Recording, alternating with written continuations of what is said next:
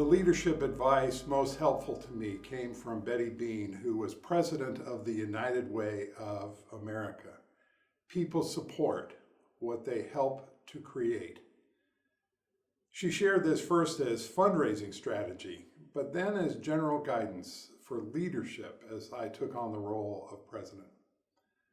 What does this look like? John Naisbitt, the futurist, said cynically, leadership involves finding a parade and getting in front of it. Like the person who simply counts votes to find the average of opinion to avoid conflict.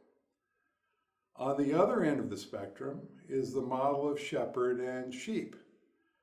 We think of this command and control leadership as the military style, but that is a false stereotype, especially now, as authority must be earned in diverse communities, and knowledge is distributed in a networked environment, even on the battlefield.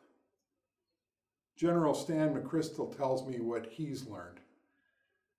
The temptation to lead as a chess master, controlling each move of the organization, much give way to an approach of a gardener, enabling rather than directing.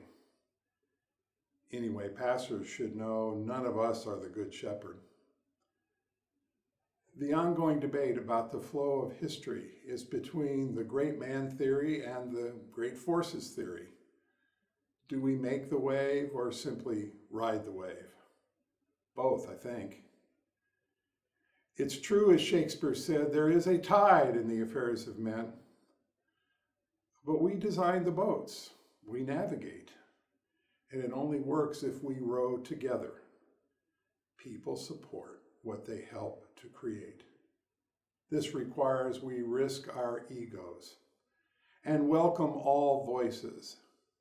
And it takes patience when confronted with the urgency of the anxiety we feel within ourselves and among those we lead. This leadership is not the passive approach sometimes called leading by consensus. As Christians, we know the Holy Spirit landed on everybody on the day of Pentecost, but Peter named the Spirit and placed the moment within salvation history. We make leadership choices as we frame, listen, and reframe, seeking to bring out the better angels of our nature, as Lincoln called it in the Gettysburg Address. It also means the work we do to form collaborative relationships is at least as important as our sermon preparation. Our leadership is to foster the shared wisdom and courage to co-create the church of the future.